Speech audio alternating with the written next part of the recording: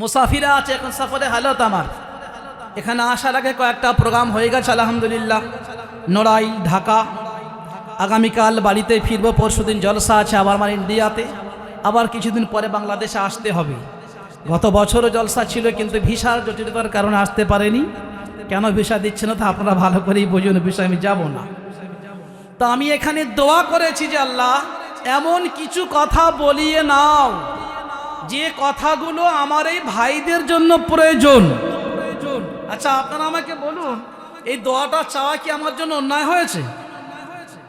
জি, আমার যেই পদ্ধতিটা কোরআন সুন্নাহর বাইরে না ভিতরে?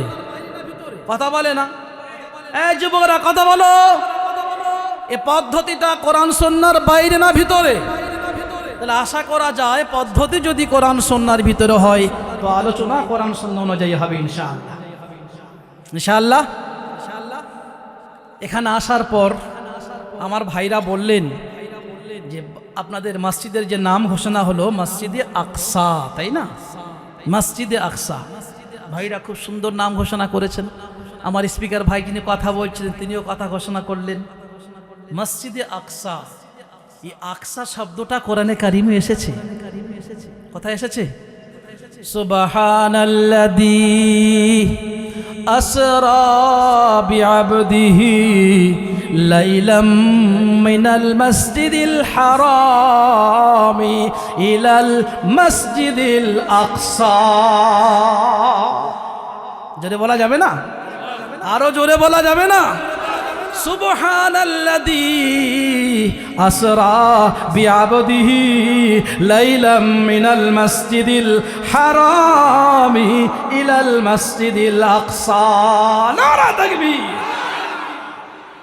মানে আপনাদের মসজিদের যে নামটা এটাও কোরআনে কারিমে এসেছে, বলুন সুবহানাল্লাহ। মসজিদে আকসা, মসজিদে আকসা। ওই যে শবে মেরাজের ঘটনা বারবার আপনারা শুনে আসছেন, 26 বছর ধরে জলসা হচ্ছে, কত বক্তাও বলে দিয়েছে। আল্লাহ রাসূল যখন মেরাজে গিয়েছিলেন ওই মেরাজটাকে কোরআনে কারিমের ভিতরে আল্লাহ তাআলা বর্ণনা করেছেন। তার মানে আল্লাহ রাসূলের মেরাজের কাহিনীকে অস্বীকার করলে বেঈমান, ও কাফের, ও ঈমান থেকে বহিষ্কার।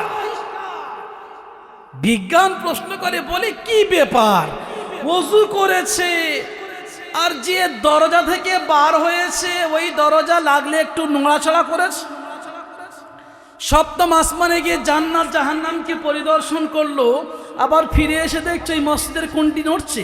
এত অল্প সময় এত দীর্ঘ সফর কি করে সম্ভব? বিজ্ঞান বলছে আমাদের ব্রেন কবুল করে না। আরে মশাই, কোরআনে কারিমের আয়াত যেটা কেউ পারে না সেটা কে পারে বলুন? যেখানে কারোর ক্ষমতা নেই সেখানে কার ক্ষমতা চলে? কার ক্ষমতা চলে? আল্লাহর চলে। তুমি মানবে কি না মানবে এটা বড় কথা নয়, এটা আমাদের বিশ্বাস, এটা আমাদের ঈমান, এটা আমাদের আকীদা। যে সাইয়্যিদুল মুরসালিন তিনি চলে গিয়েছেন আল্লাহর সাক্ষাতে, একে বলা হয় মেরাজ। তো মসজিদে হারাম মানে কাবা শরীফ। ও ভাই, আলোচনা আপনাদের খারাপ লাগছে? চলবে তো ইনশাআল্লাহ? খুব বেশিক্ষণ টাইম নেবো না, ভালোবাসা দিতে পারবেন ইনশাআল্লাহ? আচ্ছা, আলহামদুলিল্লাহ, আল্লাহ সবাইকে কবুল করুন, আল্লাহুম্মা আমিন। মসজিদে হারাম মানে হলো কাবা শরীফ। ওখান থেকে আল্লাহ রাসূল সফর করেছিলেন মসজিদে আকসা, যেটা বর্তমান ফিলিস্তিনে আছে বাইতুল মুকাদ্দাস বলে নাম। বোঝা গেল? কিছুদিন আগে ফিলিস্তিনের যন্ত্রণা আপনারা দেখেছেন। ইসরায়েল ওই ফিলিস্তিনকে মানে মসজিদে আকসাকে ধ্বংস করার প্ল্যান পরিকল্পনা করে নিয়েছে, যে মসজিদে আকসাকে সিনেমা হল করে দেব। দেখেননি ফেসবুকের মাধ্যমে নৃশংস হত্যা সেখানে চলেছে, হত্যাকাণ্ডের লীলা খেলা হয়েছে ওখানে। কোথায় মসজিদে আকসা? ভাই কারা কথা বলছে আস্তে বলতে বলুন, পিছনে কথা বললে বক্তব্য রাখা যায় না।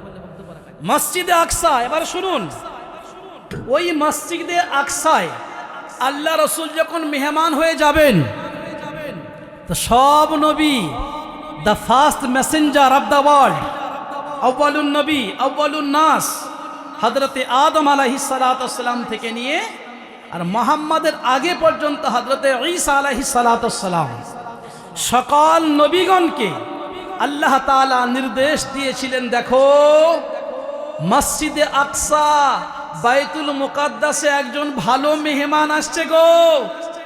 তোমরা নবীরা সবাই আমার মেহমানের জন্য অভ্যর্থনায় দাঁড়িয়ে যাও। সুবহানাল্লাহ বলুন, সুবহানাল্লাহ বলুন। ওই রাতে সমস্ত নবী বাইতুল মুকাদ্দাস মসজিদে আকসায় উপস্থিত ছিলেন। আর আমার আপনার নবী, নবী আখিরুজ্জামা, খাতামুন নবিয়্যিন, সৈয়দুল মুরসালিন, উনি গিয়েছেন। যাওয়ার পরে সব নবীরা দাঁড়িয়ে গেছেন, বলছেন নামাজ পড়তে হবে, নামাজ। আচ্ছা, ইমামতি কে করবে? আমরা কোনো ব্যক্তি আসলে ইমাম কাকে আগে বাড়িয়ে দিই? ওই 100-200 ওলামা যেই হোক না কেন, তার ভিতরে যে সব থেকে আলাম, এই আলাম বিল মাসাইল, কেরাত মাসাইল সম্পর্কে যিনি বেশি বোঝেন, আমরা কিন্তু সেই ব্যক্তিকে আগে বাড়িয়ে দিই, ঠিক না? সর্বোচ্চ যোগ্য যিনি মানুষ হন তাকে আগে বাড়িয়ে দিই। তো সবাই বললেন দেখো নবী মুহাম্মদ সাল্লাল্লাহু আলাইহি সাল্লামকে আগে বাড়িয়ে দিন। কোথায় বাড়িয়ে দিন? আগে বাড়িয়ে দিন। তো আমার আপনার নবী প্রফেট মুহাম্মদ সাল্লাল্লাহু আলাইহি ওয়াসাল্লাম সেদিন বাইতুল মুকাদ্দাস মসজিদে আকসাতে সমস্ত নবীর ইমাম হয়ে নামাজ পড়িয়েছিলেন। নামাজ পড়িয়েছিলেন। যিনি নামাজ পড়ান তার নাম কি হয়? কথা বলুন। নবীর লকাব ছিল উপাধি রসুল, নবীর উপাধি হলো নবী, নবীর উপাধি হলো মুজাম্মিল, নবীর উপাধি হলো মুদ্দাসসির। কিন্তু আমার আপনার নবী যখন ওখান নামাজ পড়িয়েছিলেন, সেদিন থেকে আমার নবীর একটা উপাধি বেড়ে হয়েছিল ইমামুল মুরসালিন। নবী রসুলদের তিনি ইমাম হয়েছিলেন। ওখান থেকে আবার লম্বা অনেক ঘটনা ওখানে আছে, ওদিকে আর যাব না। যেহেতু আপনার মসজিদের নাম মসজিদে আকসা দিয়েছে, আকসা, সেই জিনিসটাকে বোঝানোর জন্য আপনাদেরকে বললাম যে আকসা শব্দ কোরআনে কারিমে এসেছে এবং এই আকসার সঙ্গে একটা ব্যাপক ইতিহাস জুড়ে আছে।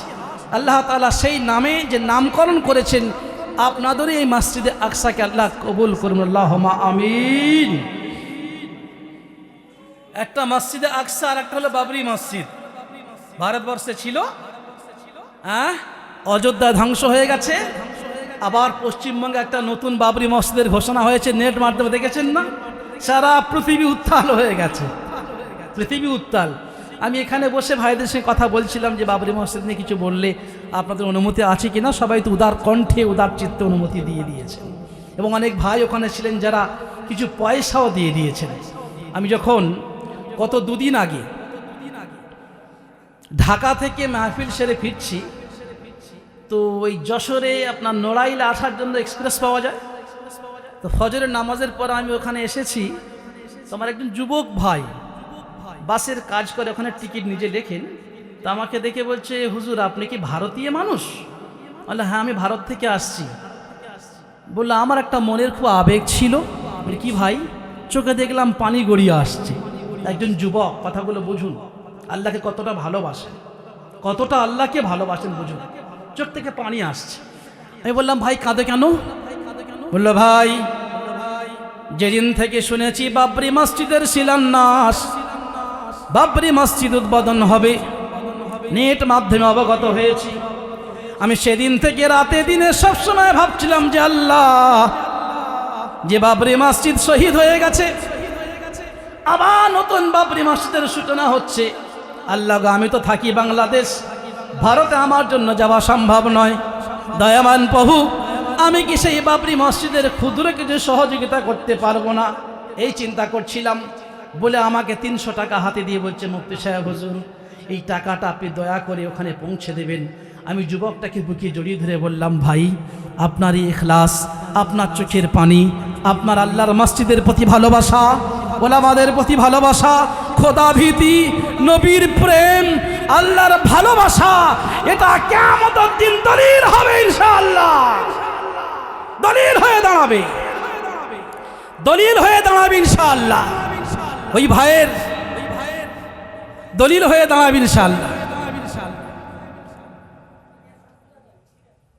আমি কি লিখেছে এখানে?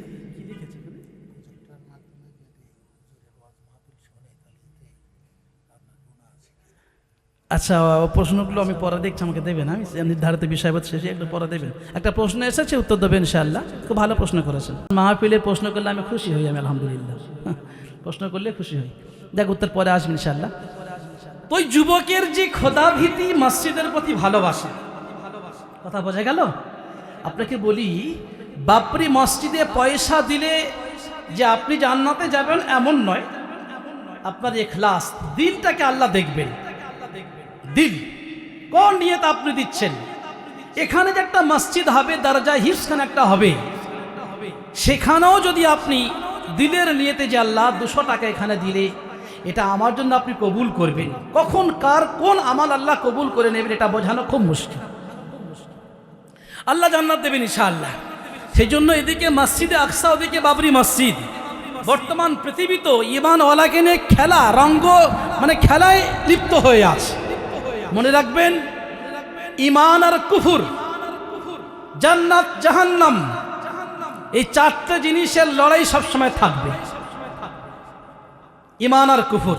আমার বলতে কষ্ট লাগে, এই জাতির অন্তিম সময়ে আজকেকার আলোচনার মাধ্যমে আমি বাংলাদেশের ওলামায়ে কেরাম, সে যিনি যে জামাতের হোক না কেন, আমি সবার কাছে অনুরোধ করব, ভারত থেকে এসে আপনাদের বক্তব্য আমরা শুনি, আলহামদুলিল্লাহ ভালো লাগে।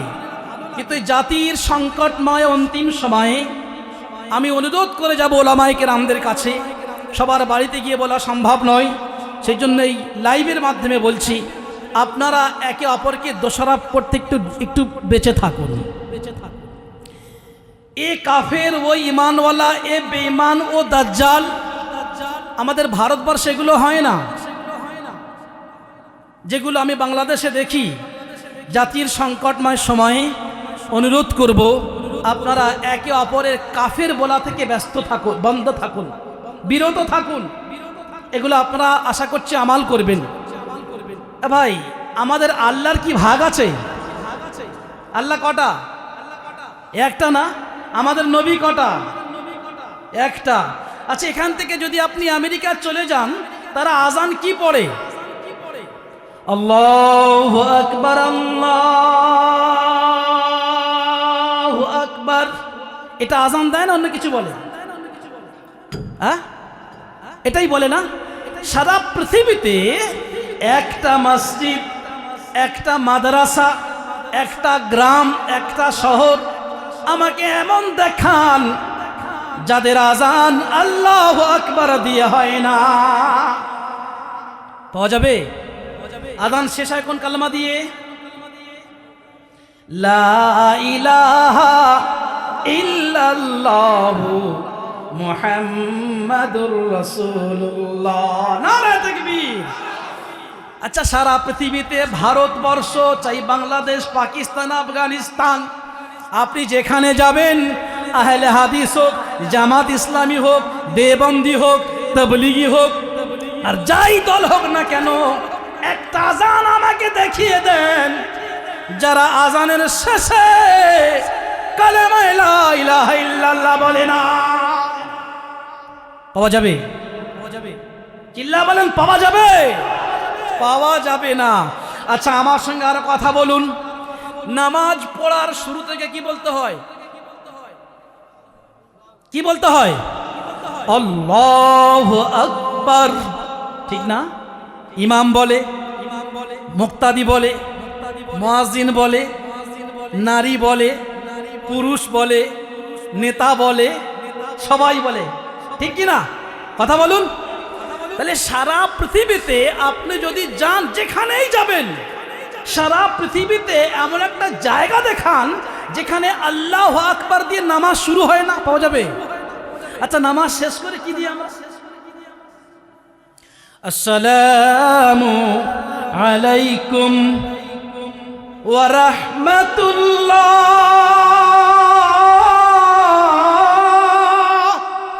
নারে তাকবীর। আবার বাম দিকে সালাম ফিরছেন, আসসালামু আলাইকুম ওয়া রাহমাতুল্লাহ। চিল্লা বলেন, ঠিক কিনা? নামাজ শুরু হলো একই পদ্ধতিতে, নামাজ শেষ হলো একই পদ্ধতিতে, আযান শুরু হলো একই নিয়মে, আযান শেষ হলো একই নিয়মে। ও মুসলমান ভাইরা, আপনি বলুন আপনার ভিতরে দ্বিধাদ্বন্দ্ব আর কি থাকতে পারে? শাখাগতভাবে কিছু ইখতিলাফ, হাত ঝাড়া মারবো না হয় না? আমি ওলামায়ে দেওবন্দ ফার্স্ট ডিভিশনের ছাত্র, আলহামদুলিল্লাহ। ভারতবর্ষের বোর্ডে পরীক্ষা হয়, বোর্ডের ফার্স্ট ছাত্র আমি। দারুল দেওবন্দ থেকে আমার ফারাগাত, যার নাম শুনলে বনের বাঘ পর্যন্ত থরথর করে কেঁপে ওঠে। আমি সেই মাদ্রাসার ফার্স্ট ডিভিশনের ছাত্র। আমি আপনাকে বলে যাচ্ছি, খবরদার, মাসআলা নিয়ে দ্বিমত করে জাতিকে শেষ করবেন না। আবারও ভারতবর্ষ থেকে আমি বাংলাদেশে গর্জে বলে যাচ্ছি, আমি মিয়া সাহেব, কোরআন হাদিস আপনি বুঝলে, কোরআন হাদিস আমরাও বুঝি। আল্লাহ দ্বিতীয় কোন কোরআন অবতীর্ণ করেন নাই। বুখারী শরীফ কোন দ্বিতীয় কিতাব নেই। আপনি পড়লে আমিও পড়াচ্ছি, আপনারা পড়ালে আমরাও বুখারী শরীফ পড়াই। জাতির সংকটময় মুহূর্তে গোটা পৃথিবী ইমানদারের ইমানকে নিয়ে কুফরের সঙ্গে নিঃশ্বাস করার জন্য তৈরি হয়ে গেছে, আর আপনি ব্যস্ত হয়ে আছেন মুসলমানদের ভিতরে বিভাজন সৃষ্টি করার জন্য। এটা আল্লাহ সহ্য করবে না।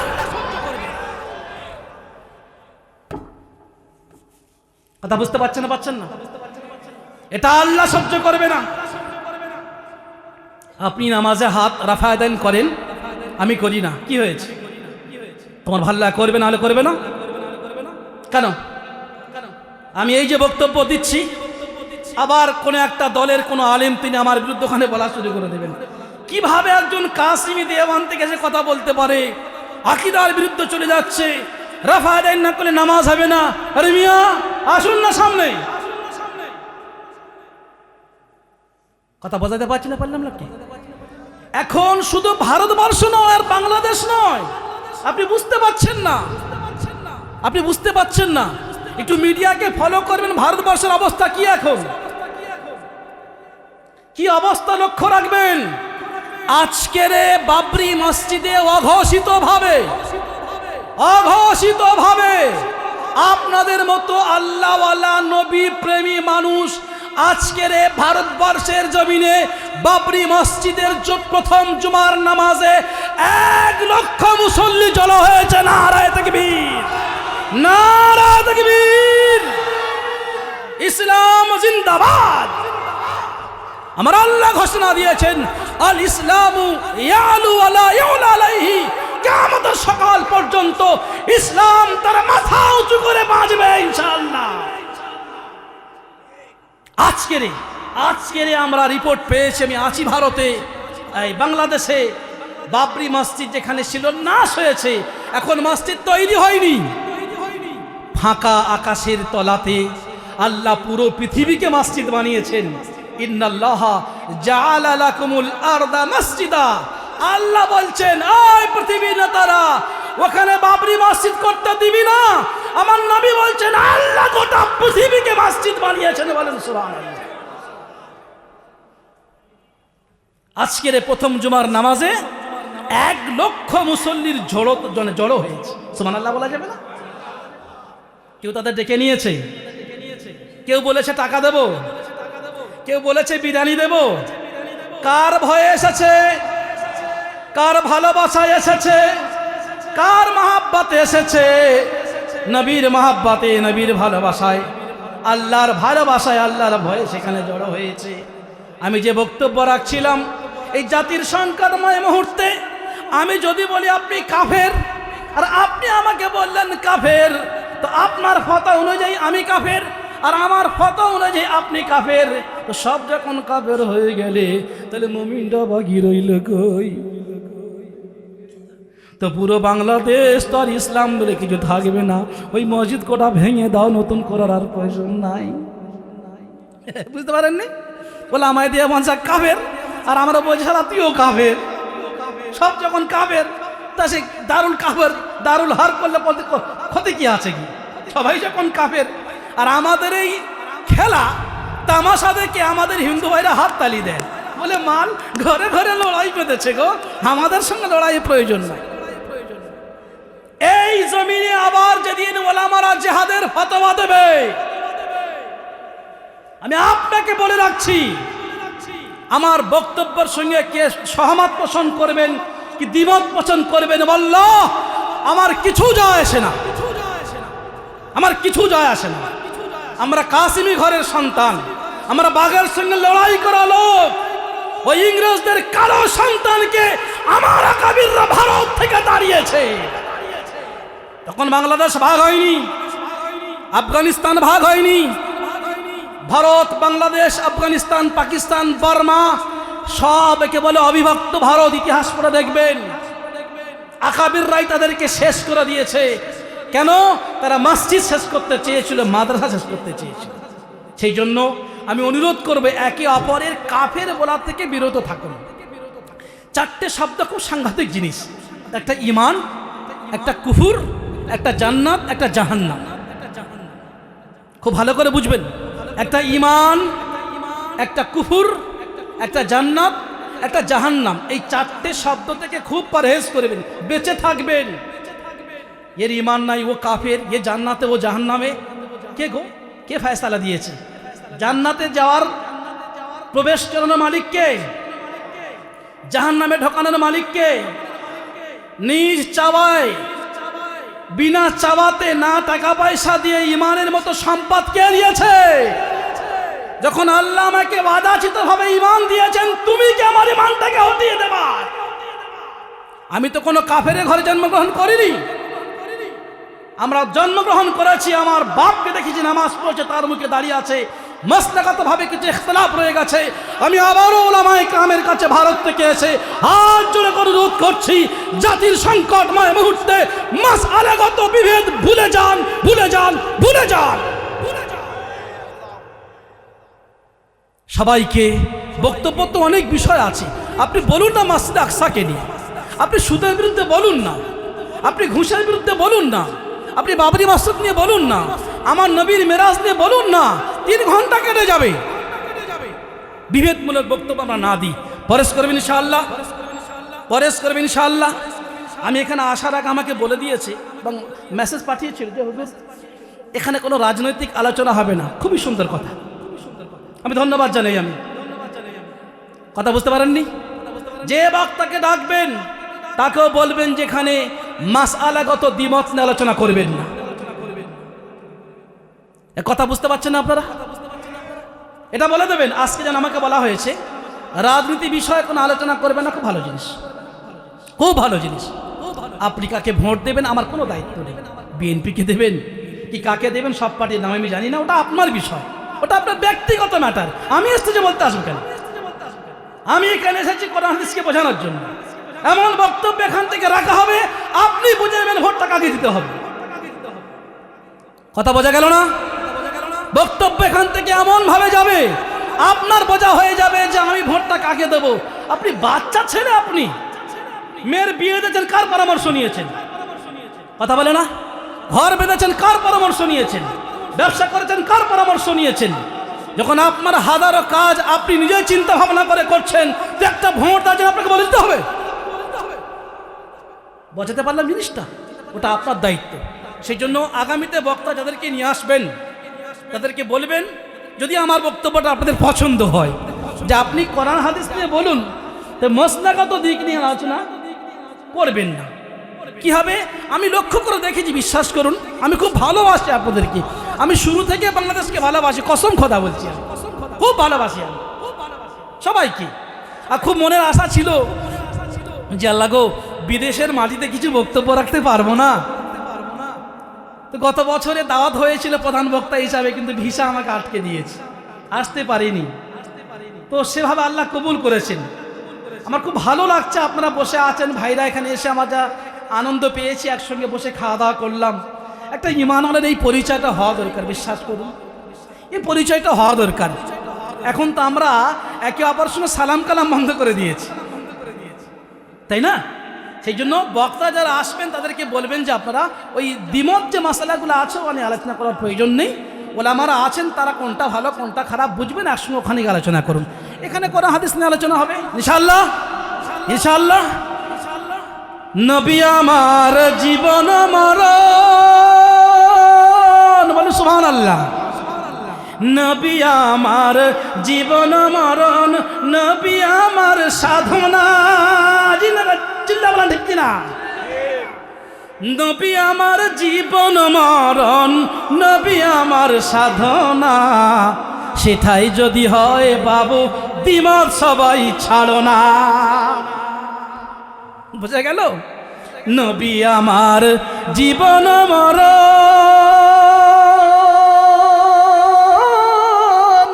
নবী আমার সাধনা,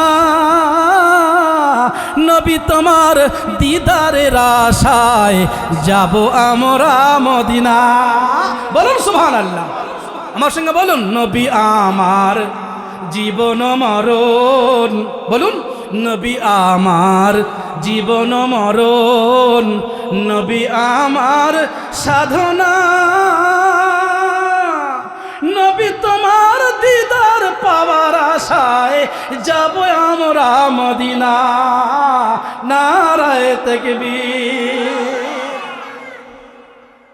নবী আমার জীবন মরণ, শয়নে স্বপনে ধ্যানে নবী তোমারই স্মরণ করি, তোমারই স্মরণ করি। নবীকে স্মরণ করতে হবে সব সময়ের জন্য। যারা আমরা আছি সবাই আমরা নবীকে ভালোবাসি। যদি বেনামাজি যার মুখে দাড়ি নাই তার ভিতরও নবীর প্রেম না থাকতো, ওগো আল্লাহ বাংলাদেশের জমিনে আমি নিজে সাক্ষী, তাহলে ঢাকার মতো শহরে একজন বেদাড়িওয়ালা খেটে খাওয়া যুবক বাবরি মসজিদের প্রেমে পড়ে আমার হাতে 300 টাকা দিত না। আমি সাক্ষী তার জন্য।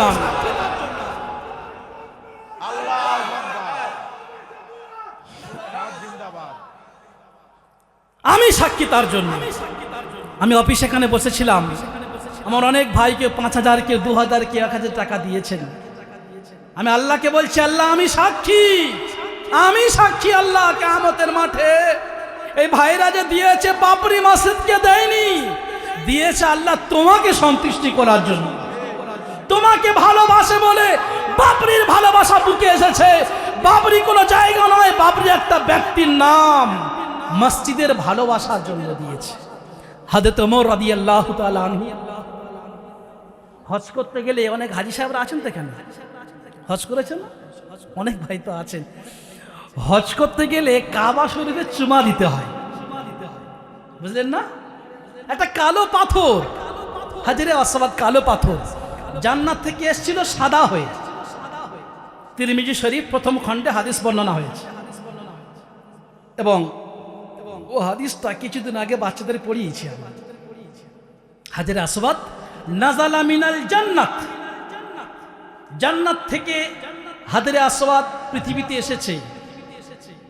চহু আসাদ বায়াজান মিনাল লাবান, দুধ থেকেও বেশি ওই হাজরে আসওয়াদ কালো পাথরটা দুধের থেকে বেশি সাদা ছিল।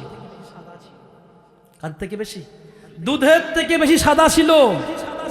ফাসাওয়াদাতহু খাতায়া বনি আদম, বলছে মানুষের গোনা, ওই চুমো খেতে খেতে খেতে খেতে মানুষের গোনা ওই সাদা পাথরটাকে কালো করে দিয়েছে। বুঝতে পারলাম? মানে মানুষের গোনা কতটা খাতারনাক ভয়ঙ্কর জিনিস। জি হাজী সাহেব, কত ভয়ঙ্কর জিনিস ভাবুন তো। একটা সাদা পাথর, নাজালা মিনাল জান্নাহ আবিয়াজু বায়াজা আসাদু বায়াজাম মিনাল লাবান, দুধের থেকে বেশি সাদা। ফাসাওয়াদাতুহু খাতায়া বনি আদম, বলছে মানুষের গুনাহ ওই সাদা পাথরকে কালো করে দিয়েছে। ভাবুন তো, যদি একটা সাদা পাথরকে মানুষের গুনাহ কালো করতে পারে, আপনার দিলটা কালো হবে না কেন? কোথায় জায়গা রাখবে? হ্যাঁ, সাদা পাথর কত দূরে, ওই পাথর যদি মানুষের গুনাহতে কালো হয়ে যায়, তাহলে আমার দিলে যে গোনাগুলো আমি জড়ো করছি ওই দিলটা কালো হব না কেন? সেই জন্য হাদিসে এসেছে বান্দা গুনাহ করতে করতে করতে করতে দিলের ভিতরে জং লেগে যায়। জং শুনেছেন না আপনারা? জং, মরিচা লেগে যায়। আর লোহায় জং লাগলে তার পরিষ্কারের পদ্ধতি এই যুগে অনেক চলে এসছে। বলছে দিলের জং, দিলের মরিচাকে শেষ করতে হলে আপনাকে বেশি বেশি আল্লাহকে সন্তুষ্ট করতে হবে। আল্লাহকে সন্তুষ্ট ছাড়া দিলের জং শেষ হবে না। তো ওমর রাদিয়াল্লাহু তাআলা আনহু ওই পাথরকে চুমা দিচ্ছে আর বলছে, পাথর তুই তো একটা পাথর, আমি তোকে চুমা খেতে আমার ইচ্ছা ছিল না, তোকে চুমা দিইনি রে পাথর। এটাও হাদিসে এসছে, যেহেতু আমি আল্লাহকে ভালোবাসি, আমি নবীকে ভালোবাসি, আমার নবী পাথর তো এই জায়গায় চুমা খেয়েছে, আমি নবীকে ভালোবেসে তাই তোকে চুমা দিয়ে দিলাম। বলুন সুবহানাল্লাহ। পাথর তোকে চুমা দিইনি, তুই কে? আমার নবীর জিহবা, আমার নবীর ঠোঁট দিয়ে তোকে চুম্বন করেছে, আমি আমার সেজন্য চুম্বন করলাম। বলুন সুবহানাল্লাহ। সেজন্য চুম্বন করলাম। হযরতে আলী কাররামাল্লাহু ওয়াজহা রাদিয়াল্লাহু তাআলা আনহু, সবাই বলুন রাদিয়াল্লাহু তাআলা আনহু।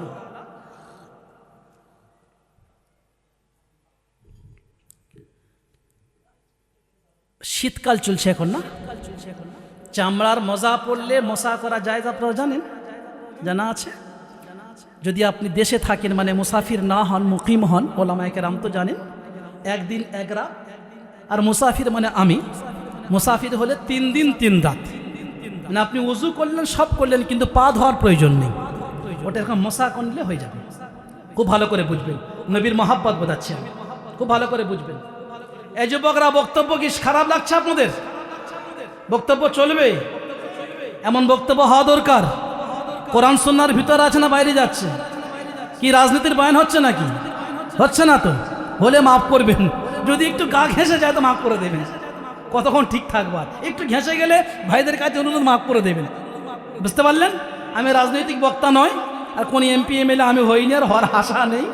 বাস আপনাদের সামনে এইভাবে ভালোবাসা তো অনেক কবরে চলে গেলে হবে। বুঝতে পারছেন? তখন সে জামানায় বেশি জুতো ছিল না, এখন তো জুতোর শোরুম হয়ে গেছে। ফলে চামড়ার মোজা পরা হয়, বালুচার ময়দান, এখান থেকে যদি আপনি দূরে হেঁটে যান, আচ্ছা বলুন, ওই বালি যেগুলো আছে পায়ের তলাতে বেশি লাগবে না উপরে বেশি লাগবে? খুব ভালো করে বুঝবেন। একটা মাসালা শেখাচ্ছি আপনাকে, একটা মাসালা শিখে নিলে 1000 নফল নামাজ পড়ার থেকে উত্তম। সুনান ইবনে মাজাহ 227 নম্বর হাদিস, ইয়া আবাজার আন তাখতুয়া ফাতাআল্লামা বাবাম মিনাল ইলম খায়রুল লাকা মিন আন তুসাল্লি আলফ রাকাতিন। ওগো আবু যর, যদি একটা মাসালা শিখে নাও তো 1000 নফল নামাজ পড়ার থেকে উত্তম। বলুন সুবহানাল্লাহ। তো যে মাসালাটা বলছে আপনি শিখে নিলে 1000 নফল নামাজ পড়ার সওয়াব পেয়ে যাবেন। বোঝা গেল না? তাহলে ওই ধুলোবালিটা বেশি নিচে লাগবে, তাই না? কি করে উপরে লাগবে? আপনি তো জুতো পরছেন না, শুধু মোজা পরে আছেন। এই ফ্যাশন কাটিং বাদ দেন, 2025-এ এমন বুট বার হয়েছে, কাদা নামলো পায়ে কাদা লাগবে না, ঠিক না?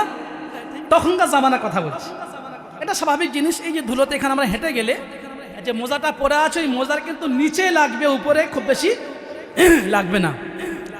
আচ্ছা, ওযু মানে কি? পাক পরিষ্কার হওয়া, ঠিক?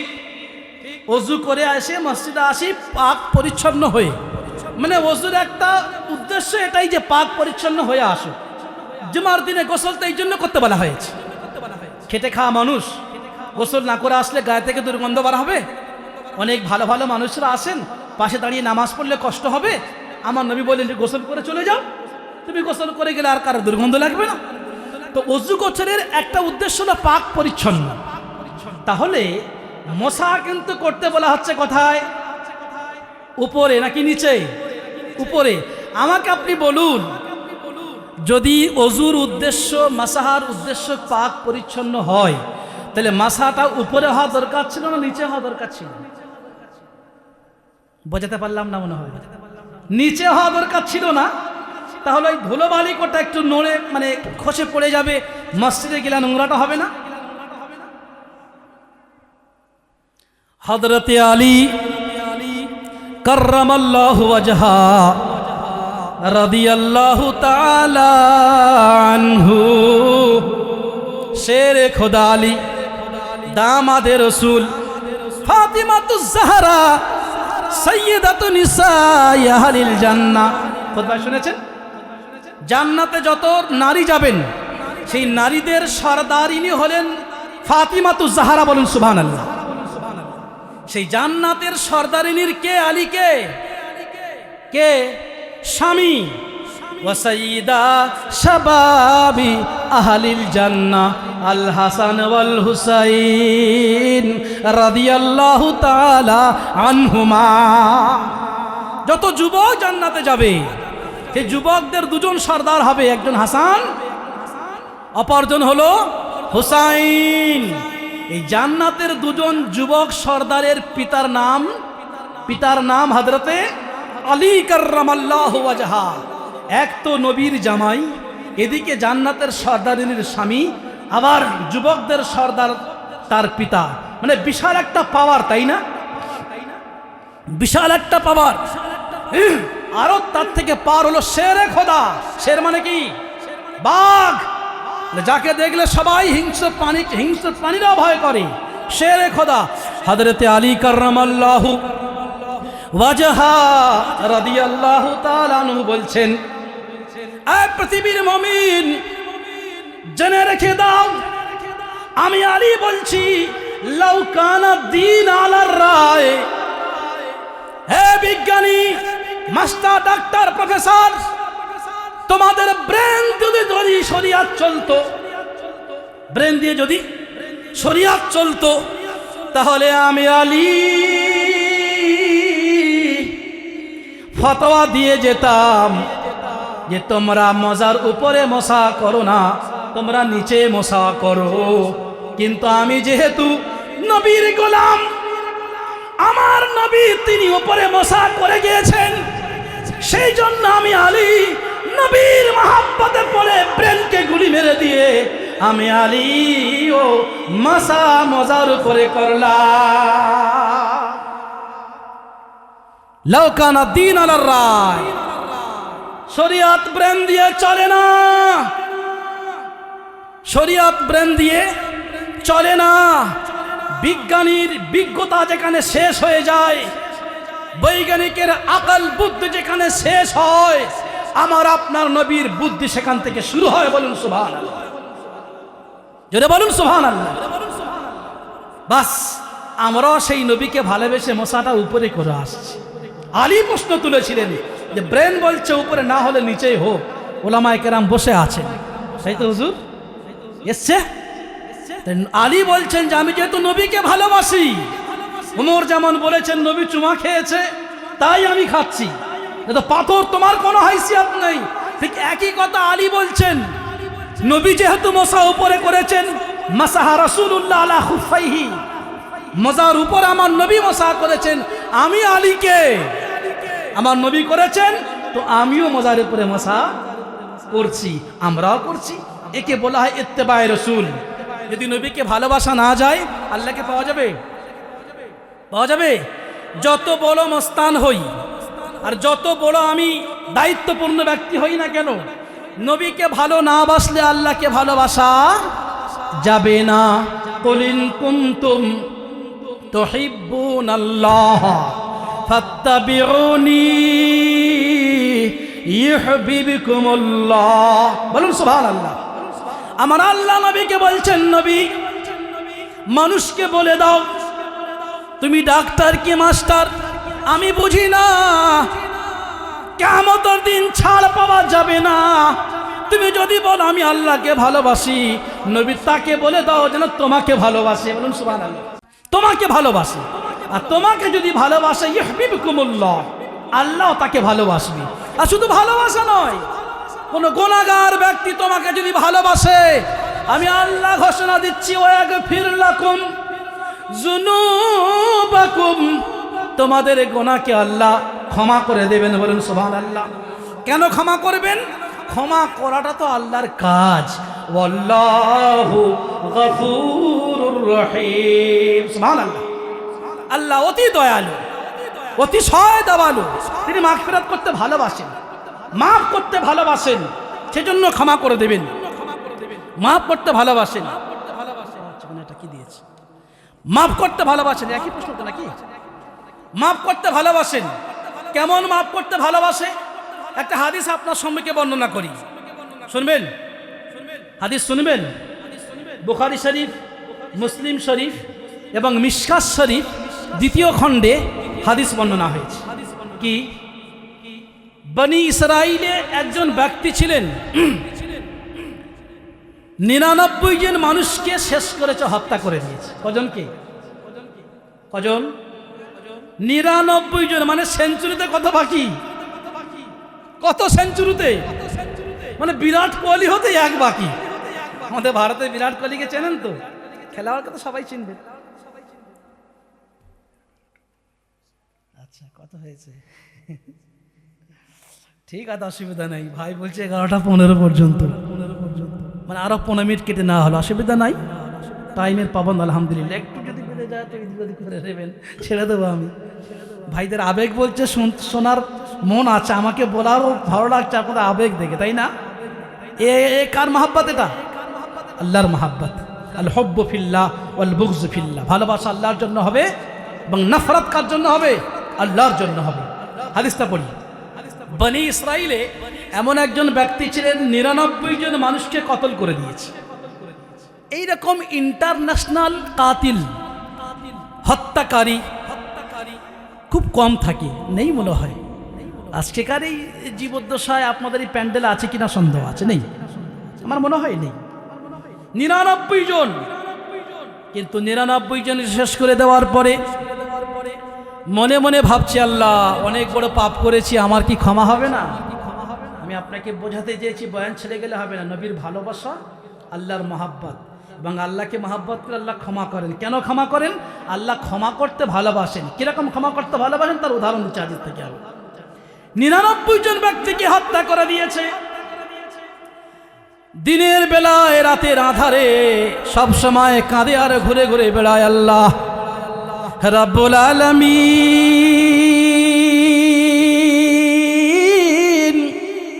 আমি শুনেছি আপনি বড় দয়ালু, আপনি বড় কৃপাবান, আপনার নাম হলো রহমান, আপনার নাম হলো রহিম। ওগো আল্লাহ, জুনুক কাফের ইসলাম কবুল করলে তাকে আপনি ক্ষমা করে দেন। 80 বছর পরে একজন লা ইলাহা ইল্লাল্লাহ পড়ে নিয়েছে, আল্লাহ আপনি তাকে ক্ষমা করে দেন। রাব্বুল আলামিন, আমি 99 জনকে হত্যা করে দিয়েছি, আল্লাহ আমি বড় পাপী, আমি ক্ষমা চাচ্ছি, আমার কি ক্ষমা হবে না? ঘুরে ঘুরে বেড়াচ্ছে দিনের বেলায়, সাথে একটা তরবারি আছে। প্রতিমধ্যে একজন ব্যক্তির সঙ্গে দেখা, বলছে, ভাই আমার কি ক্ষমা হবে না? একজন আবিদ ব্যক্তি হাদিসে লিখছে, লাইসা বি আলিম। যে ব্যক্তিকে জিজ্ঞাসা করা হচ্ছে, ইবাদত করে অনেক বেশি কিন্তু আলিম ছিলেন না, মানে মাসআলাগত দিক থেকে অতটা অভিজ্ঞতা নয়। তো যখন যাকে জিজ্ঞাসা করছে যে আমার ক্ষমা হবে না, তো সে বলছে, হ্যাঁ বলে হেসে দিয়েছে, বড় খেয়া পড়া হারাম করতে লজ্জা শরম কিছু নেই, তুই বলিস কি করে এগুলো? কি আমাদের ভিতরে আজ কিছু মানুষ এমন আছে, যদি মদ খেয়ে টলে টলে বলে আমার কি ক্ষমা হবে না, ক্ষমা হবে না, মানে মদ খেয়ে এরকম কিছু আমাদের সমাজে হয়, একটু বুঝুন। বলছে আমার কি ক্ষমা হবে না? ওই ব্যক্তি তোর ক্ষমা মানে দূর থেকে 99টা কতল করে দিয়ে এসছিস, আর খোর, জেনাখোর, ব্যভিচার, সুদখোর, মদখোর, সব তোর জীবনে ভরা আছে, দিলটা মরিচা ভরে গেছে, আবার ক্ষমা চাচ্ছিস? ইয়ে মনে মনে করছে, এই ক্ষমা যখন হবে না তো সেঞ্চুরিটা আর বাকি রেখে লাভটা কি আছে? বলে এখন তরবারি বার করছে, বলে কি ব্যাপার কি? বলে সেঞ্চুরি পূরণ করে দেবো, ক্ষমা যখন হবে না তা কি হবে? কি তরবারি বার করে ওখানে তাকেও শেষ করে দিয়েছে। মানে কটা হলো? 100, মানে সেঞ্চুরি হয়েছে না হয়নি? সেঞ্চুরি। ইন্টারন্যাশনাল কাতিল। এবার কি বলা হবে? ইন্টারন্যাশনাল। মানে পুরো পৃথিবী জুড়ে এরকম ব্যক্তি পাওয়া খুব অসম্ভব হয়ে যায়। যারা গণহত্যা করেছে তো আছো কথা বাদিয়ে দিলাম, সাধারণভাবে গণহত্যাকে বাদ দিয়ে সাধারণভাবে হার দেশে গণহত্যা হয়, ও তো ধরলে কোটি কোটি হয়ে যাবে, এগুলো আলাদা। বাকি এমনভাবে সাধারণ মানুষ যারা আমরা ঘুরে গাড়ে বেড়াই, 100 ব্যক্তি কতল করেছে এমন খুব কম ব্যক্তি। আবার ওই ব্যক্তি কতল করে দিয়ে সামনে হেঁটে চলেছে, একজন আলিমের সঙ্গে দেখা, বলছে ভাই আমার কি ক্ষমা হবে না? তা বলছে তোমার তরবারিতে লাল রক্ত কি? বলে সবে তো সেরে দিয়ে আসছি, সবে মানে টাটকা সবজি, পুরো টাটকা, দাম বেশি, বুঝতে পারছেন? টাটকা বলে সবে বাগান থেকে শসা তুলে নিয়েছি, 100 টাকা কিলো। বলে রক্ত কেন? বলে সবে তো ঝেড়ে দিয়ে আসছি আমি, তা আমার কি ক্ষমা হবে না? উনি বলছেন যদি আমি না বলি আমারও ঝেড়ে দেয়, এর ভয় হচ্ছে। এ বলছে ভাই এই মশলা সম্পর্কে এত অভিজ্ঞতা আমার নাই, কে কাফের আর কে ইমানদার আমার ফটো আমার কাছে নাই। তুমি এক কাজ করো, অমুক গ্রামে যে একজন বড় আলিম আছেন, সে তোমার মাসালার সমাধান দেবে, তুমি সেখানে চলে যাও। সেখানে তো ব্যক্তিকে ছেড়ে দিয়ে আবার ওইভাবে সে হাঁটতে শুরু করে দিয়েছে। 1 পা 2 পা কিছু রাস্তা যাবার পর হঠাৎ তার কাছে মালাকুল মউত উপস্থিত। চেনেন মালাকুল মউতকে, নাম শুনেছেন? উপস্থিত। আমার আল্লাহ কোরআনে কারিমে জানিয়েছে, ইজা জাআ আজালুহুম লা ইস্তাকদিমুনা সাআতাও ওয়া লা ইস্তাখিরুন। 80 বছরের জীবন আল্লাহ বেঁধে দিয়েছেন, ঘড়ির কাঁটার সেকেন্ড এদিক ওদিক হবে না। নির্ধারিত যথা সময়ে মালাকুল মউত ওখানে দাঁড়িয়ে আপনার জান কবজ করে নিয়ে এখান থেকে চলে যাবে। মালাকুল মউত উপস্থিত। মারা গেলেন, কি করেছেন? মারা গিয়েছেন। হাদিসে হচ্ছে ফাহাজারাত মালাইকাতুর রাহমাতি ওয়া মালাইকাতুল আযাব। জান্নাতের ফারিস্তারা কানি হয়ে গেছে। বক্তব্য বুঝতে পারছেন? জান্নাতের ফারিস্তারা এসে গেছেন। ও মালাইকাতুল আযাব, জাহান্নামের সিকিউরিটি, তারাও এসে গেছেন। হাদিস ঘোষণা করছে ফাখাসামাত মালাইকাতুর রাহমাতি ও মালাইকাতুল আযাব। জান্নাতের সিকিউরিটি, জাহান্নামের সিকিউরিটি, ফারিস্তারা ঝগড়া বাঁধিয়ে দিয়েছে। কেন? সবাই সবার দলিল নিয়ে ব্যস্ত। এটা বলে বক্তব্য শেষ করবো, আমি আপনাদের কথায় নিয়ে যাচ্ছি। জাহান্নামের ফারিস্তারা বলছে আমাদেরকে কাছে দিয়ে দেখে জাহান্নামে নিয়ে যাব। হ্যাঁ, আমাদের কিছু বক্তা আছে ফাটাফাট জাহান্নামের ফতোয়া, তোরাও ফতোয়া বলছে জাহান্নামে। বলছে কেন? বলছে এই দেখো ইন্টারন্যাশনাল গুনাহগার 99টা শেষ করেছে, আর ওর তরবারিতে রক্তে এখনো লেগে আছে। সেঞ্চুরি পার করা লোক, কি বলছো তুমি? চলো আমরা জাহান্নামে নিয়ে যাব। জান্নাতের ফারিস্তারা বলছে ভাই কোনো কেসা কাহানি শোনাচ্ছি না রে ভাই, এটা সহি হাদিস, কেসা কাহানি নয়, সহি হাদিস। 3টে কিতাবের হাওলা দিয়েছি, বুখারী শরীফ, মুসলিম শরীফ, মিশকাত শরীফ 2য় খণ্ডের হাওলা দিয়ে যাচ্ছে, আমি মিলিয়ে দেখে নেবেন কি। এটা কেসা কাহানি নয়, হাদিস বলে যাচ্ছি আমি, সহি হাদিস, বিশুদ্ধ হাদিস পুরো একেবারে। এর ভিতরে কি নির্গুণ রহস্য বলে আমি বক্তব্য শেষ করব ইনশাআল্লাহ। জান্নাতের ফারিস্তারা বলছে না না, ও হয়তো তওবা করতে পারেনি, কিন্তু তওবা করার উদ্দেশ্যে বার হয়েছে আর প্রতিমধ্যে মারা গেছে, সেজন্য আমাদের কাছে ছেড়ে দাও, আমরা তাকে জান্নাতে নিয়ে যাব। হাদা রাজুলুন ইয়াদখুলুল জান্নাহ, এই ব্যক্তি জান্নাতে যাবে, আমাদের কাছে ছেড়ে দাও, বাধা কেউ দেবে না। জাহান্নামের ফারিস্তারা ঘোষণা করেন নো, হাদা রাজুলুন ইয়াদখুলু জাহান্নাম, এই ব্যক্তি জাহান্নামে যাবে, আমাদের কাছে ছেড়ে দাও। ফারিস্তারা গন্ডগোল, বিবাদ সৃষ্টি করে দিয়েছে। আমরা আমাদের ভিতরে বিবাদ সৃষ্টি হলে ফয়সালা করে কে? নেতা, এমপি, এমএলএ বা আলেম সমাজ, যে যেখানে তার দায়িত্বে আছে, করে না? এখন ফারিস্তাদের মধ্যে ঝামেলা, কোনো নেতা কি ওখানে যাবে? কথা বলে না, কথা বলে না। কোন আলিম ওখানে যাবে? সম্ভব নয়। তাহলে এই ঝগড়া নিষ্পত্তি কে ঘটাবে? চিল্লা বলেন আল্লাহ। আল্লাহ উপর থেকে ঘোষণা দিচ্ছেন বিচারক হয়ে, ও আমার ফারিস্তারা, তোমরা ঝগড়া করতে যেও না, তোমরা ঝগড়া করতে যেও না। বলছে আল্লাহ তাহলে কি করবো আপনি বলে দেন। বলছে শোনো, তোমরা জমিনটাকে মাপো। বাংলাদেশের ভাষা কি বলে? মাপা বলে তো নাকি ভাই? মাপা বলে না? মাপা মাপা বোঝেন তো? আপনাদের ভাষা কিছু আমি কদিন শিখা নিয়ে আসি, বোঝেন তো? খাইছেন যাইছেন এগুলো কিছু আমি শিখা নিয়েছি কিছু। ও আমি আমার দেশে গিয়ে বলবো যে কিছু ভাষা আমি শিখাইতেছি, ওখান থেকে খাইবা না খাইতেছি সব শিখা নিয়ে আসি, শিখা নিয়ে আসে। আলহামদুলিল্লাহ, কিছু শেখাই তো দরকার আছে না? দরকার আছে। আমি যখন দেওবন্দে পড়ি তো আমার কিছু সাথী বাংলাদেশে ছিল, বাংলাদেশের সাথী, বাংলাদেশের সাথী। তো তারাই ধরনের কথা বলতে বলছে আনোয়ার ভাই আজ খাইছেন না? আরে খাইছি তো, আরে কিছু দিলে খাইয়া নেবো। আল্লাহ বলছেন শোনো, জমিনটাকে মাপো। একটু বুঝুন আল্লাহ কত বড় দয়ালু, কত বড় দয়ালু, একটু বুঝুন। বলছে জমিনটাকে মাপো, কোনটা বেশি কোনটা কম। ওপর থেকে আল্লাহ মাপের ঘোষণা দিয়েছে, দেওয়ার পরে জমিনকে আল্লাহ ঘোষণা দিচ্ছেন, আয় পৃথিবীর জমিন,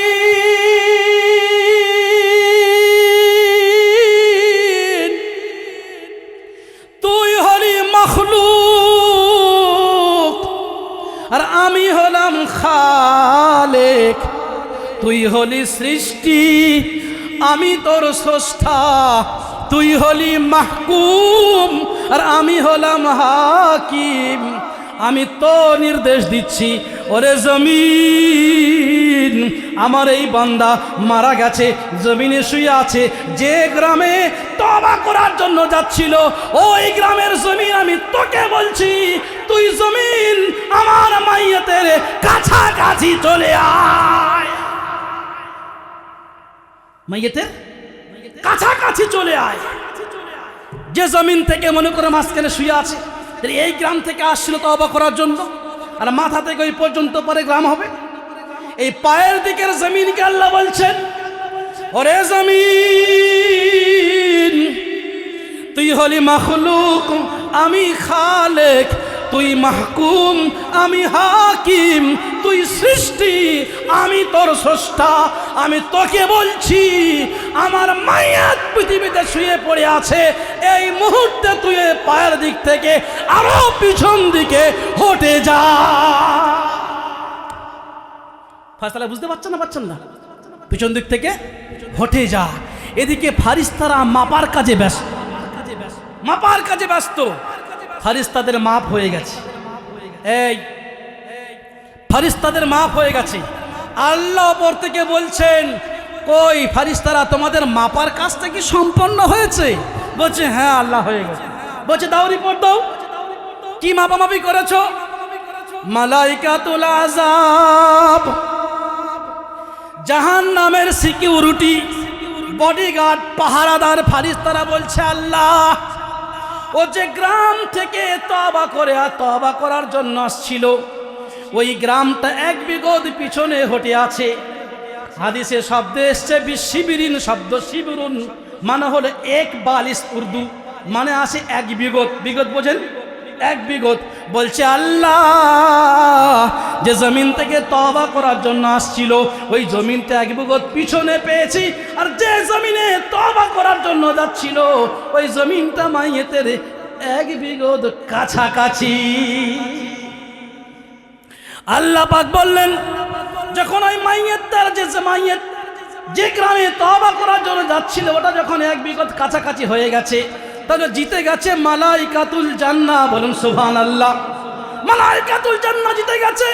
এই মুহূর্তে ওই ব্যক্তিকে সাদর সম্ভাষণ, ফুলের গোলা মালাই দিয়ে আদর করে যত্ন করে ভালোবেসে আমি আল্লাহ ঘোষণা দিলাম, হাদা রাজুলুন ইয়াদখুলুল জান্নাহ।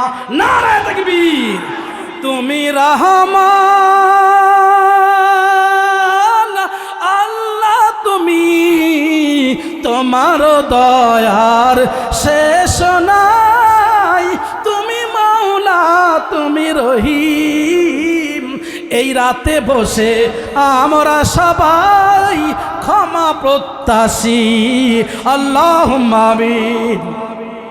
আমার ভাইয়েরা, নবীর প্রেমী বন্ধুরা, আমি বক্তব্য বোঝাতে চেয়েছিলাম নবীকে ভালোবাসলে আল্লাহ ভালোবাসে, আর নবীকে ভালোবাসলে গুনাহগারের গুনাহকে আল্লাহ ক্ষমা করে। কেন আল্লাহ গুনাহ ক্ষমা করেন? যেহেতু গুনাহ ক্ষমা করতে আল্লাহ ভালোবাসে। কতটা ভালোবাসে? ইন্টারন্যাশনাল গুনাহগার ব্যক্তিকে তওবা করার সুযোগ পায়নি, শুধু প্রতিমধ্যে মারা গিয়েছে, তওবা করার নিয়তে বার হয়েছে। এই ব্যক্তিকে যদি আল্লাহ জান্নাত দিতে পারেন, আমার ওই শুরুর বক্তব্য আপনি আমাকে বলুন, আমি যাকে কাফের বলে ফতোয়া দিলাম তার কোন আমলে আল্লাহ খুশি হয়ে দেখা যাবে, কিয়ামতের কঠিন দিবসে জান্নাতে চলে গেছে, আর আমি কাফের বলে ফতোয়া দিয়ে আমি জাহান্নামে পড়ে গেছি। জি, এমন হয় না? হয় না? ওই সহিহ বুখারীতে পরপর হাদিস এসছে, একটা ক্ষুধার্ত বিড়ালকে কষ্ট দিয়ে সতী মহিলা জাহান্নামে গেছে। শোনেননি? দুটো হাদিস এক পৃষ্ঠায় বরাবর করে বর্ণনা হয়ে যাবে বুখারী শরীফের প্রথম খণ্ডে একেবারে। আর একটা বেশ্যার মহিলা, অসতী নারী, একটা কুকুরকে পানি পান করিয়েছে। আগের জামানায় কুয়া ছিল। কুয়া কি ছিল ভাই? কুয়া। তো নিজের মোজা খুলে নিয়ে ওই মোজা থেকে পানি তুলে নিয়ে আর কুকুরকে পান করিয়েছে। মোবাইলটা কত ভাই দেখি। কুকুর, পিপাসিত কুকুর ওই এর কাছে গিয়ে, কুয়ার কাছে গিয়ে আর ছটপট করছিল পানি পাফাসা করার জন্য। বেশ্যার মহিলা, অসতী নারী, একটু পানি কুয়া থেকে তুলে নিয়ে আর এই কুকুরটাকে, পিপাসিত কুকুরকে পানি পান করিয়ে দিয়েছে। আল্লাহ উপর থেকে ঘোষণা দিয়েছে, ওই মহিলাকে আর বেশ্যা বলো না, ও জান্নাতে, বলুন সুবহানাল্লাহ। বোঝা গেল কিছু? বুখারী শরীফ প্রথম খণ্ডে একদম দুটো হাদিস পর পর বর্ণনা হয়েছে। ভাবুন তো, একজন সতী মহিলা ক্ষুধার্ত বিড়ালকে কষ্ট দিয়ে জাহান্নামে চলে গেল, আর অসতী মহিলা পিপাসিত কুকুরকে পানি পান করিয়ে মানে জান্নাতে চলে গেল। আপনি কাকে বলছেন জান্নাতে জাহান্নামে পাঠানোর কথা? কখন, কোন মুহূর্তে, কোন সময়ে, কোন মুহূর্তের ইবাদতটা আল্লাহর কাছে পছন্দ হবে, খোদার কসম করে বলে গেলাম, আমার আল্লাহ ছাড়া আর কেউ জানেন না। প্রমাণ হাদিসকে আপনার সামনে করে গেলাম। আমার নবী প্রেমী আল্লাহওয়ালা বন্ধুবর, এই মাজমাতে যারা আছেন, বক্তব্য দীর্ঘায়িত করব না। ইন্টারন্যাশনাল গুনাহগারকে যদি আল্লাহ ক্ষমা করতে পারেন, কালকে সে আল্লাহ, যে আল্লাহ ছিলেন, আজকের আছেন না নাই? আছেন না নাই? তারা যদি তওবা করার জন্য বার হয়ে তিনি জান্নাতে যেতে পারেন, আজকের এই মাজমাতে যদি আমরা বসে তওবা করে আল্লাহ ক্ষমা করবেন না? কথা বলেন না কেন? ক্ষমা করবে না? করবে না? কালকে যে আল্লাহ ছিলেন, আজকে সে আল্লাহ আছেন না? সিট পরিবর্তন হয়েছে। আল-আনা কামা কানা ওয়ালাম ইয়ালকা যাওয়ালা। নারা তাকবীর! কি সুন্দর কবিতা! কবি আরবি ভাষায় লিখছেন, আল-আনা কামা কানা ওয়ালাম ইয়ালকা যাওয়ালা ফারাদুন সামাদুন আন সিফাতিন খালকি বারিয়ু রাব্বুন আযালিয়ুন খালাকাল খালকা কামালা। কবি বলছেন, আল-আনা কামা কানা, কালকে আল্লাহ যেমন ছিলেন আজকেও আল্লাহ তেমন আছেন। ওয়ালাম ইয়ালকা যাওয়ালা, সর্বক্ষণ, সারাক্ষণ, সারা জীবন, কেন যতদিন আর স্বাধীন, তিনি সব সময় ওইভাবে তিনি ওই গুণে গুণান্বিত থাকবেন। কালকে যে আল্লাহ মাফ করেছেন, আজকেও সাল্লাহ এখানে বসে বসে বক্তব্য শুনছেন। আল্লাহু সামিউন, বক্তব্য তিনি দেখছেন শ্রোতা ভাইকে। আল্লাহ নাজিরুন, আল্লাহ দিলের খবর জানেন। আল্লাহ বাসিরুন, তিনি সব দেখছেন, শুনছেন। আজকে যদি এই প্যান্ডেলে বসে আমরা তওবা করি, ইনশাআল্লাহ আমাদেরকে আল্লাহ ক্ষমা করে দেবেন। সেই জন্য আমার সঙ্গে বলুন আস্তাগফিরুল্লাহ। জোরে বলুন আস্তাগফিরুল্লাহ।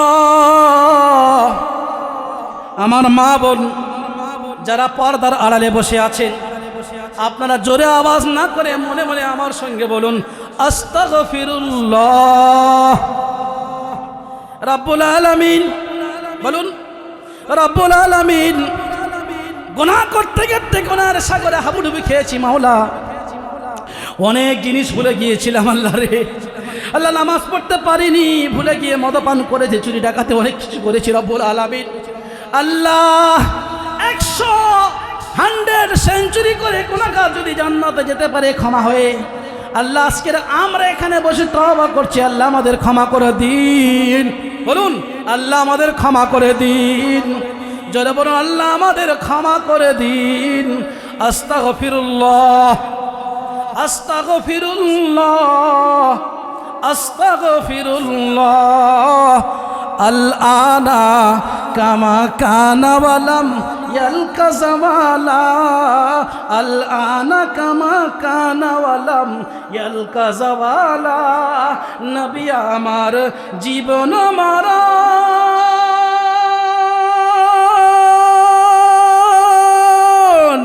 নবী আমার সাধনা, নবী গো তোমার দিদার পাওয়ার আশায় যাব আমরা মদিনা। নারে তাকবীর।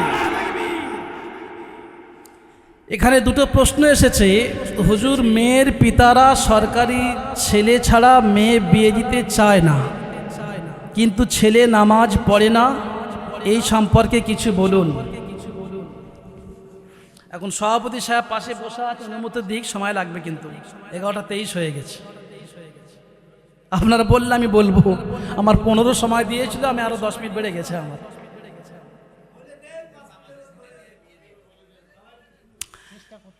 সরকারি ছেলে ছাড়া মেয়ে বিয়ে দিতে চায় না, হাদিসে এসেছে, তিরমিজি শরীফ কিতাবুন নিকাহ। শুধু আপনাদের শোনানোর জন্য বলছি না, আমি এখানে আসার 1 সপ্তাহ আগে হাদিসটা পড়েছি। কিতাবুন নিকাহ মানে বিবাহ পরিচ্ছেদ, এখানে বিবাহ নিয়ে হাদিস আলোচনা হয়েছে। বিয়ে কারা করবে, ছেলে কাদের সঙ্গে দেবেন, হাদিস দিয়ে বলে যাচ্ছে আপনাকে। আল্লাহ রাসূল বলছেন, মানিস্তাতা মিনকুম আল বাআতা ফালইয়াতাজাওয়াজ। হে পুরুষ যুবক, তোমাদের ভিতরে যাদের ভিতরে বাআতুন আছে, এর ব্যাখ্যা হলো একটা নারীকে বিবাহ করে তার থাকা ঘর, সে দুবেলা কি খাবে, কি পরবে, এই সামর্থ্য যে পুরুষের ভিতরে আছে, সেই পুরুষ বিবাহ ফালইয়াতাজাওয়াজ, সেই পুরুষ বা সেই যুবক বিবাহ করবে।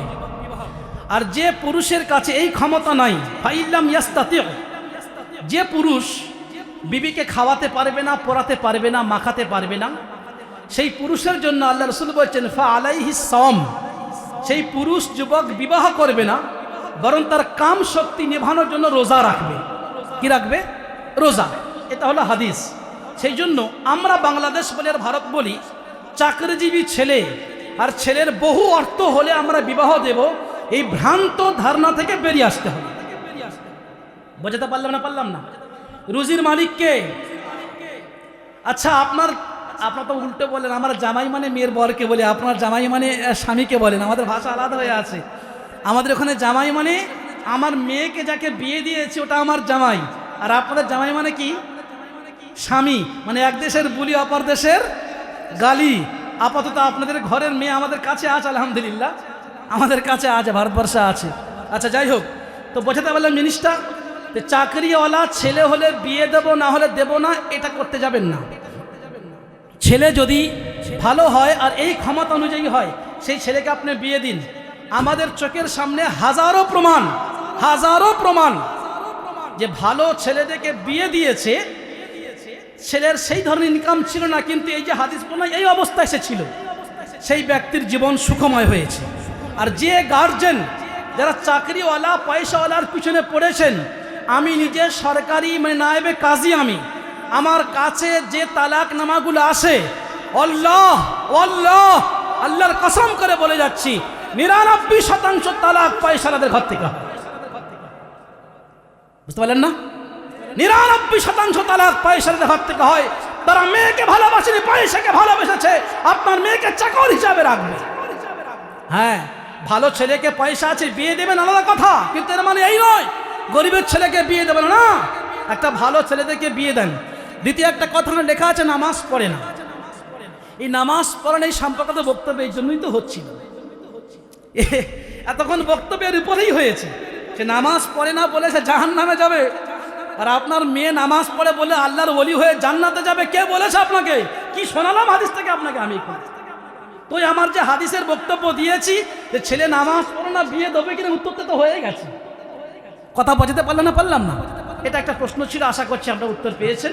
আরও বেশি কিছু বুঝতে হলে সময় লাগবে, হুজুরা আছে আরও বুঝে নেবেন। ওটা হাদিসের পরিভাষা, ওটা ওই অনুযায়ী আপনারা সিস্টেম করুন, তাতে আপনারা ভালো থাকবেন। বিবাহকে সহজ করুন, বিবাহটাকে সহজ করুন, জটিল বানাবেন না, বিবাহ সহজ করুন। আর ক্যারিয়ার গলে বিয়ে দেবেন যুবক চক্রান্ত না। ছেলে বালেগ হলে বিয়ে দিয়ে দেন, মেয়ে বালেগা হলে বিয়ে দেন, তাতে ব্যভিচার কমে যাবে, জেনা কমে যাবে। এটা হাদিসের ভাষা। ক্যারিয়ার গলে মেয়ে বিয়ে দেবেন, এই চক্রান্তে যাবেন না, হাদিস কিন্তু সমর্থন করবে না।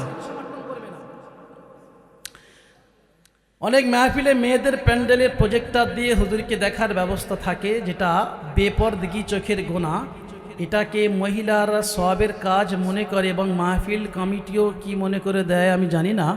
প্রধান আলোচক এ ব্যাপারে আপনার মাধ্যমে জানার বা কিছু একটা জিনিস লিখেছে, যে আমি এই যে বক্তব্য দিচ্ছি এখানে পাশে মনে হয় মহিলারা আছে না, দেখুন প্রথমত এই যে মেয়েদের দিন শেখার ব্যাপারে প্রথমত এই যে পুরুষ যেটা শুনে যাবে সেটা বাড়ি গিয়ে মহিলাকে শেখাবে। তো প্রচলিত পন্থা যেটা আমরা মহিলাদের বসার ব্যবস্থা করি, প্রচলিত পন্থা যেটা খুব একটা শরীয়ত সম্মত নয়। হাদিসের কথা বলেই যেতে হয় ভাই, জলসা কমিটির মন রাখার জন্য বলে যাব এটা ঠিক হবে না। তো আমরাও আমাদের ভারতবর্ষ আছে, প্রচলিত পন্থা খুব একটা ভালো জিনিস নয়। যেহেতু এখানে এসে হয়তো নারীরা সেফটি আছে, কিন্তু আসার পথে তো রাস্তায় পুরুষদের সঙ্গে সমাগম হয়েছে। এই কারণে তো পুরুষদেরকে নারীদেরকে বাজারে যেতে বারণ করা হয়েছে, মসজিদে এসে নামাজ পড়তে নিষেধ করা হয়েছে। এই ঘটনা আপনারা জানেন, যখন তাদেরকে মসজিদে এসে নামাজ পড়তে নিষেধ করা হচ্ছে, আমরা আহলে হাদিস ভাইয়ের অনুমতি দিয়ে রেখেছেন, আমি মসজিদে আমি যাবো না, আমি মসজিদে নিষেধ করা হচ্ছে। তো সেই ক্ষেত্রে তো নামাজ যখন বন্ধ করেছে তো প্যান্ডেল বন্ধ হওয়া দরকার। একটা কথা হলেই যেতে কথা গোনার কথা যেটা এসছে, মাঝমাতে যখন বহু নারী একসঙ্গে থাকে তো সেই ক্ষেত্রে ওটা যদি কোনো নারীর ভিতরে এই রকম প্রলোভন আসে যে প্রধান বক্তা এসছে দেখতে খুব ভালো, সেই জন্য ওনার দিকে তাকিয়ে আছি, এই মনোভাবনা নিয়ে যদি কোনো নারী বক্তব্য শোনেন, তার জন্য বক্তব্য শোনা হারাম। বুঝতে পারলেন? আর যে নারীর ভিতরে এই মনোভাবনা নেই, প্রজেক্টরের মাধ্যমে হলো বাড়িতে বসে আপনার বক্তার বক্তব্য শুনছেন, একই প্রশ্নের উত্তর যে ডাক্তার মিজানুর রহমান আজারিকে দেখতে খুব ভালো, সেই জন্য ওনাকে বারবার ক্লিক করি, এ গোনা। বুঝতে পারছেন না? এটা গোনা। আর একটা বক্তা খুব ভালো বক্তব্য রাখছেন, দেখতে হয়তো অতটা সুন্দর নয়, ছাড়ো তো, ওইসব মানুষ দেখে। এই যেমন টিকটক বলছে ওই মেয়েটা খুব ভালো, এটা বারবার দেখ, ও টিকটক না, ওর কাপড় খোলা দেখছে। বুঝতে পারছেন না? তো প্রজেক্টরের মাধ্যমে দেখানো জায়েজ আছে, না জায়েজ তো বলবো না, তবে ঠিক না। ঠিক না। আল্লাহ তাআলা সকলকে সুমতি দান করুন। ধীর মস্তিষ্কে যে বক্তব্য আপনারা এতক্ষণ সময় ধরে শুনেছেন, আল্লাহ তাআলা আপনাদের সকলকে শোনাকে কবুল করে নিন। এবং আমাকে অনুরোধ করা হয়েছিল যে মসজিদের নাম ঘোষণা করার জন্য, তো যিনি স্পিকার ছিলেন আমি তো বলেই দিয়েছি যে আপনাদের এই মসজিদ আজকে থেকে মসজিদ আকসা, তাই তো ভাই, মসজিদ আকসা নামে ঘোষণা হয়েছে। এবং সেই আকসা মসজিদকে ফলো করে কিছুটা কোরআন হাদিস দিয়ে আমরা আপনাদেরকে বুঝিয়ে দিয়েছি। যাই হোক, এই মসজিদকে আপনারা নজর রাখবেন। পাশাপাশি মাদ্রাসার যে একটা ভিত্তি স্থাপন তো হয়ে গেছে, দরজা হিফজ করতে চলেছে, দ্বিতীয় তলা। একটা কথা শুধু বলে দিই ভাই, একটু মাফ করবেন। দেখুন আমাদের নেতা ভাইরা যারা এখানে বসেছিলেন খুব ভালো কথা বলেছেন, তবে একটা কথা আমি দ্বিমত আছি, আমি ওনাদেরই দ্বিমত করছি না। একটা দ্বিমত আছে এই জন্য যে আমরা যদি জিতে আসি কিছু করবো, এটা আল্লাহ পছন্দ করে না। বুঝতে পারেননি? এটা আল্লাহ পছন্দ করে না। এই হবে যে আমরা দেখবো ইনশাআল্লাহ, আমি জিতি চাই না জিতি, মসজিদ আমাদের দেখতে হবে, সরকার দেখবে না। হ্যাঁ, আমি যতটুকু পারি ততটুকু দেব। তো আমি আপনাদেরকে বলে যাচ্ছি যে আপনারা আপনাদের অল্প অল্প ক্ষুদ্র ক্ষুদ্র দানে এই দ্বিতলটাকে মোকাম্মাল করুন।